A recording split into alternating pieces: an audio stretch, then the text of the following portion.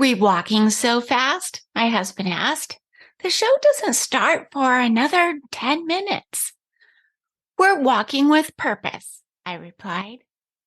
For years, that was my normal mode. Speed, always in a hurry, trying to fit more in with my fast pace. But I've learned busyness has a cost. Hi, I'm Crystal Storms, an author and artist. Welcome to the Heart Rest Podcast. You're listening to episode 13.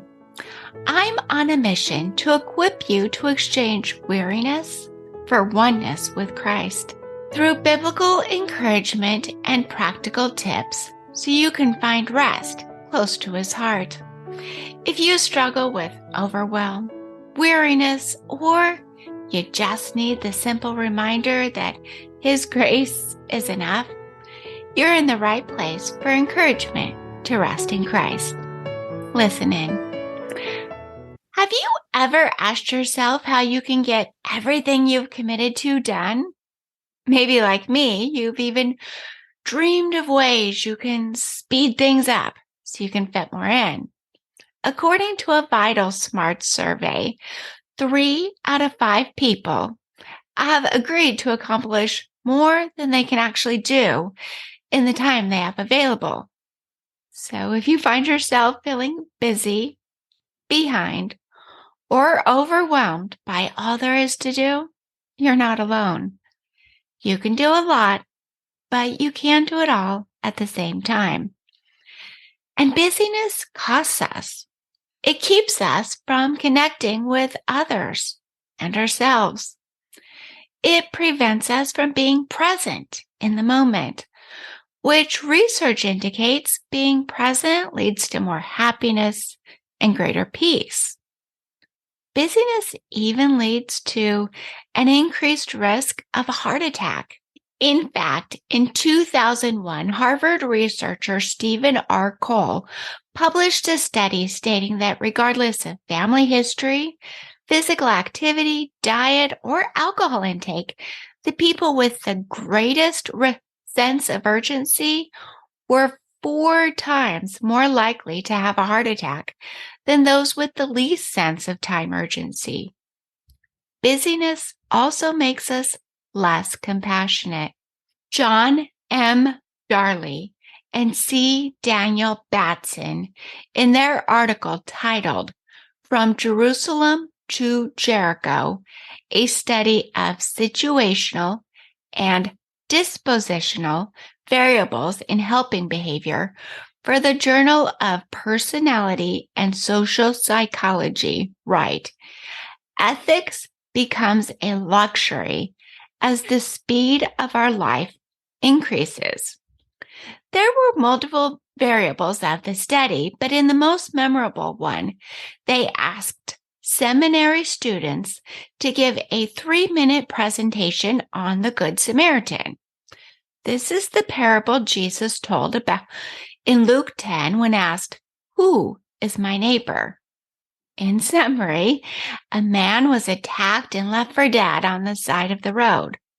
A priest and a religious person passed on by, but an enemy, a Samaritan, stopped by to bandage his wounds and bring him to help and even paid for his recovery. In the variable that the students needed to rush to the other side of the campus, 90% of the students giving a talk on this very important parable that Jesus shared ignored a homeless man in their path who was moaning in pain. Some reported not even seeing the man. In a world where busy is seen as a sign of importance, I want to invite you to consider a different path. One where life is more spacious and slow. One that allows you to be more compassionate and kind.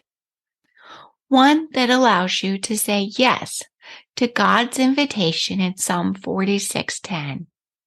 Be still and know that I am God.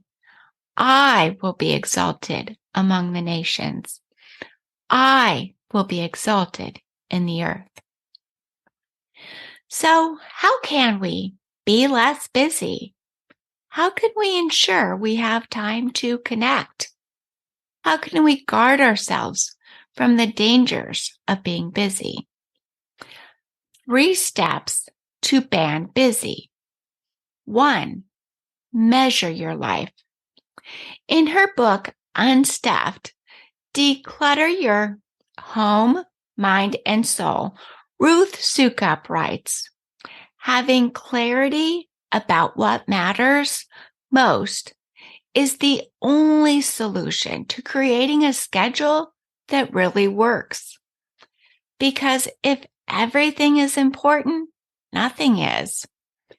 Measure what matters in this season and then prioritize it. The second step to banning busy is manage your to-do list.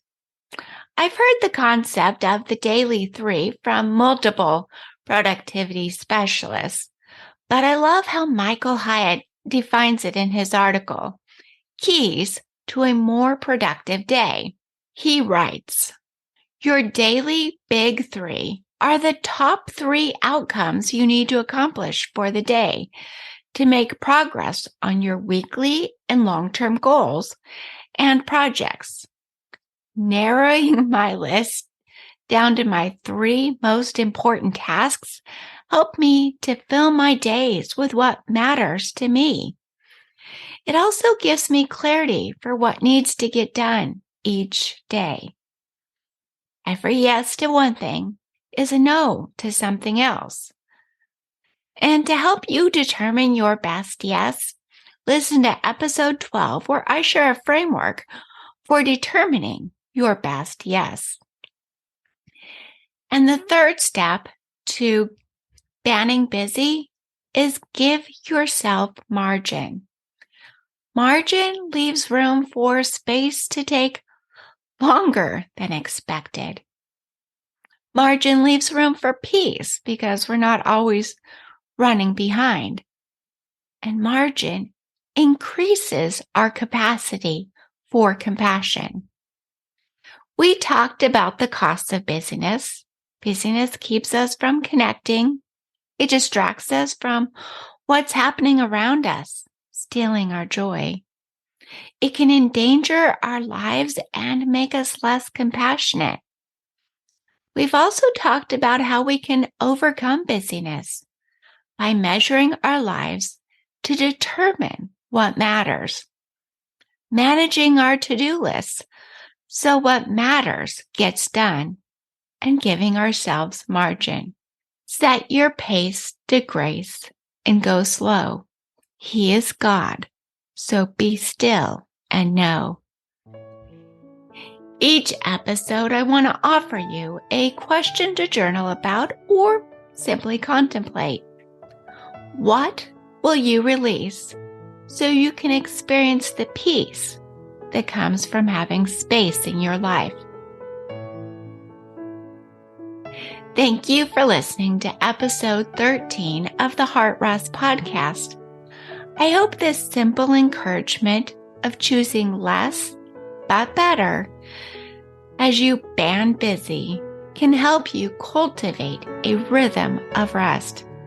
Because while it's true that life is complicated, our hearts find rest when we keep first things first and release the rest. As always, you can find me online at crystalstorms.me, where you can also find a blog post of this and every episode. Instagram is where I hang out the most. Find me at crystal_storms. I'd love to see you there. I created a free resource to help you experience heart rest as you slow your pace to one of grace. Go to crystalstorms.me to sign up to receive Rest in Christ, 31 personalized scriptures to anchor your heart to truth. As we close, I want to leave you with a quote from Allie Worthington from her book, Breaking Busy. Let your life be about what you are meant to do, not full of what you think you should do. Thank you for listening, sweet friend. Until next time, rest in Christ.